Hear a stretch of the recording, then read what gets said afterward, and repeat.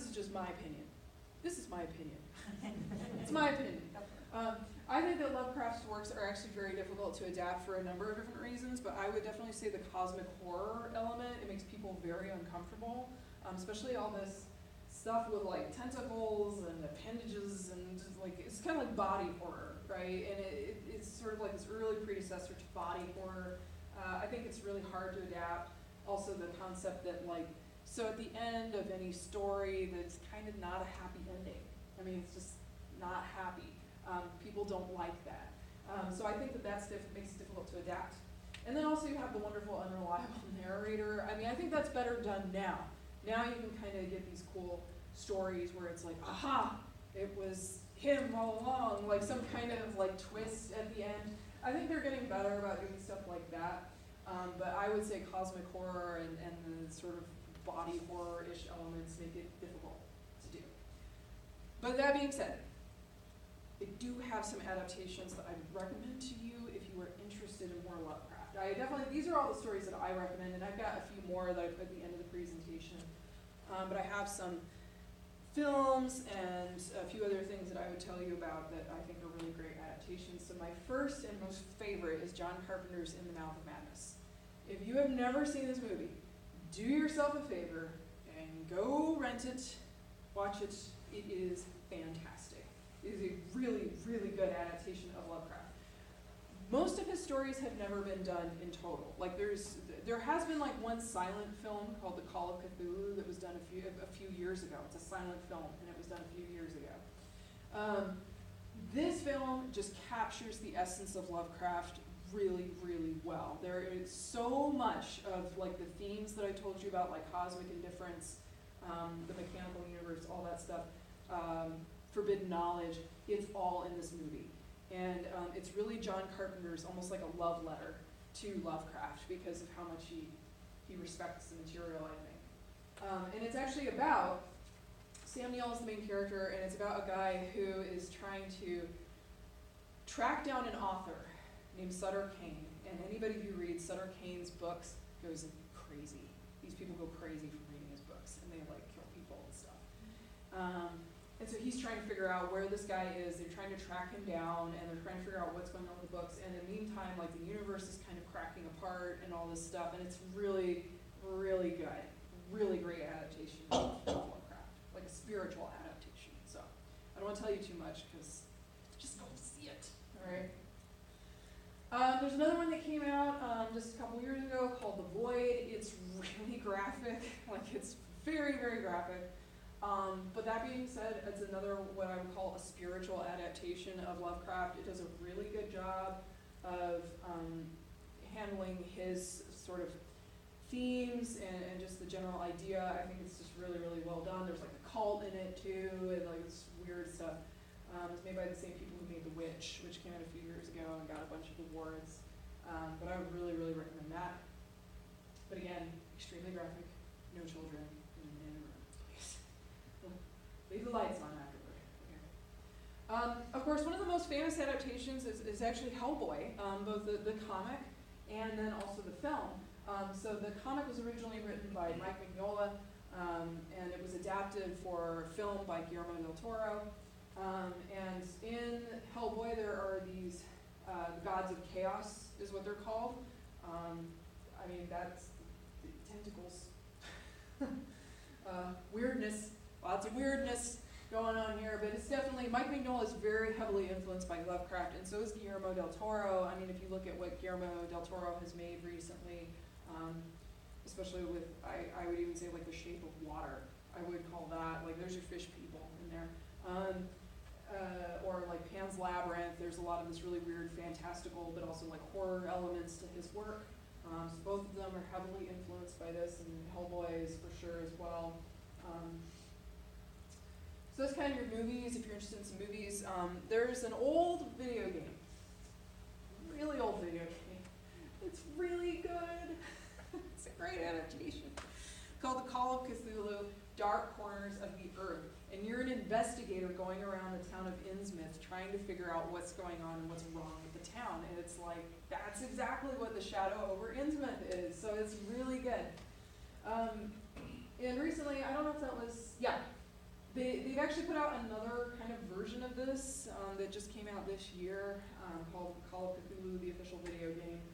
But again, it's supposed to be kind of a similar premise. You're an investigator trying to figure out what's going on in either Innsmouth or Arkham, something like that, in that area that we've talked about in New England that Lovecraft was kind of building.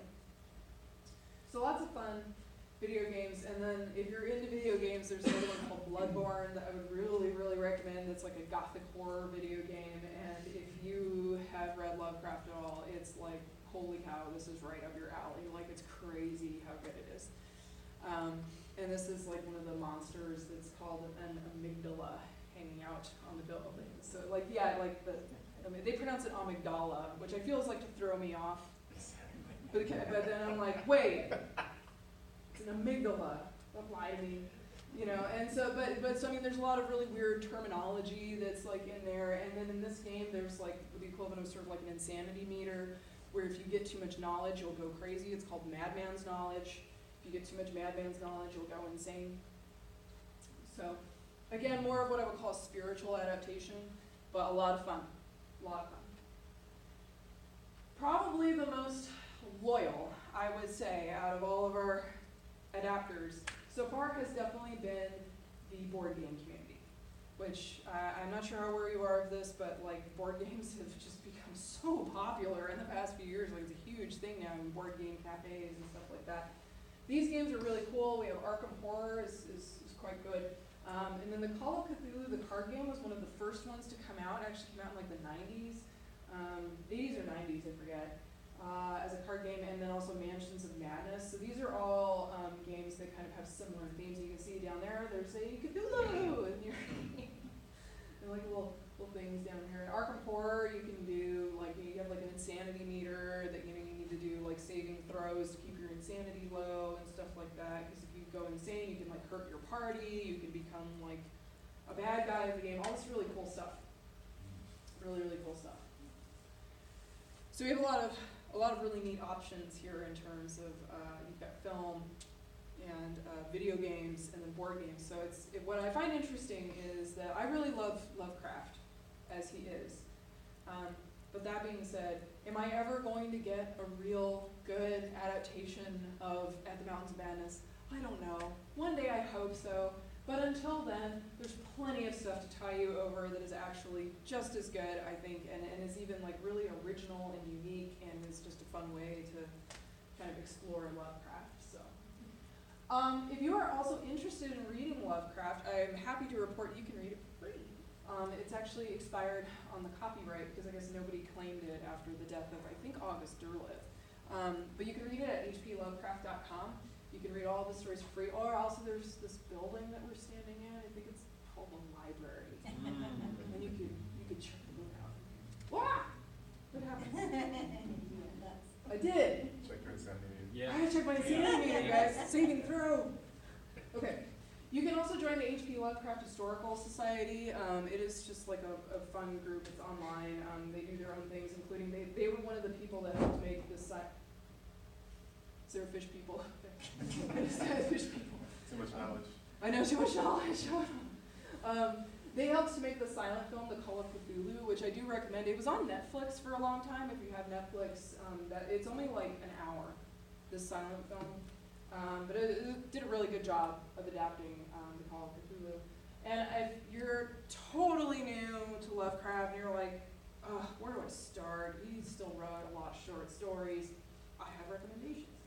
I recommend The Call of Cthulhu, At the Mountains of Madness, and The Dunwich Horror. Those are three of my favorite stories. They're also heavily associated with the Cthulhu mythos, and it would be a great starting point for you. And the nice thing is that all of the stories, you don't have to read them in order. You can just read them whenever and however you want. Does anybody have any questions? Do you write? I do not. I appreciate your imagination. I try to be imaginative when I'm communicating information. Thank you. Other questions? How did you get interested in this? Well, I started reading Lovecraft. I came late to Lovecraft, actually, because I had heard his name for a long time, but I didn't start reading him until like college. think I was in college. And I just kept hearing his name and like, so I like Stephen King. I've read like all of Stephen King's classics. I haven't read any of his new, like, you know, Lamp Monster book or whatever. I don't know, he just like writes crazy stuff now. But I kept seeing on like dust jackets, like comparing stuff to Lovecraft. And I was like, who is this guy? And I keep seeing his name or people saying something is Lovecraftian. And also, I thought he had such an interesting last name, Lovecraft, and that he was a horror author. I was like, that's so odd to me, you know? So I just thought, okay, I'm just gonna look it up and go read something. And I think the very first story I read was like The Call of Cthulhu. And then I went and checked out a volume, because you can get his collected works, like they even sell them in like those Barnes and Noble editions where it's like $20 for like the big leather bound thing. I think that's what I have. I checked it out originally, but then I just read it cover to cover. And they actually, when they put it in that volume, I think it's in order of like release date. So it starts with like his first published story. It goes up until the end. I just really enjoyed it. I don't know, but there have been points where I have been reading a story, like I think it's The Rats and the Walls. I was reading that story where I just had to, I was like, nope, and just put it down, and I'm like, I need to go watch some cartoons, like I just need to go chill, and I'll pick it up tomorrow in the daytime. Like I will not, you know, and there's still stuff that really frightens me in some of his stories. I think it's in The Rats and the Walls, when this guy like trips and falls and he lands with his face on like a sewer grate, and he sees these creatures in there, like his flashlight kind of shines down in it, and there's these things in the sewer grate. It's like, oh, it's just disturbing. Like it was really disturbing, and I didn't like it. But then I kept reading it. So I don't know. Yeah. So I've been reading this stuff for about 10 years now. At least 10 or 15 years. Other questions or comments? Do you have any, is there anything with the tentacles and all this stuff on his gods, or whatever you call them? Is there anything that you've read about him that, I mean, why did he make him up that fixate way? on like Yeah. that weird stuff? Yeah. Well, I don't know. I mean, like, I think, you know, because he showed an affinity for anatomy, so I don't know if maybe he was sort of looking at, like, creatures in the ocean. I mean, he's there in New England, like, on the coast, so maybe he might have seen fish and octopi and squid. Because, I mean, I can't think of anything that's, like, weirder than, like, an octopus or a squid, especially if you're, like, a child. Like, it's weird looking, right? And the thinking about it sucking on you and, you know, eating you, like the Kraken. And there's, you know, there's going to be stories like that he's going to hear from people about these myths, because he loves to read myth, right? He loves to read mythology. I don't know why the fixation on like weird appendages and stuff, but I think it's because it's what makes people the most uncomfortable. I think people are not comfortable with that kind of thing because for us it's not something we normally see in nature. So I think that it makes people the most uncomfortable. So, yeah. One thing, if I may. Yeah, absolutely. The seacoast locale, people there make their living from fishing. Yeah. So if you're gonna take something and twist it, make it something dear to people. So good point. Good point. The whole thing, everything coming from the sea in his mythos, so to speak, would be twisting that familiar thing for people. I think that's very true. Yeah. Or a dark presence underneath it, sort Yeah. of guiding people or something. This is where you get your livelihood, however. Yeah. Yeah. No, I think that's great. Or yeah, what could be worse than having that industry just perverted and ruined? Yeah, that's great. That's a very good point. That's what I look for when I read stuff. Yeah. Stephen King is a perfect example of that, taking something normal and twisting it so you're suddenly afraid of it, Yeah. that kind of thing. So that's. Every little town in Maine hides some horrific secret. Let me tell you.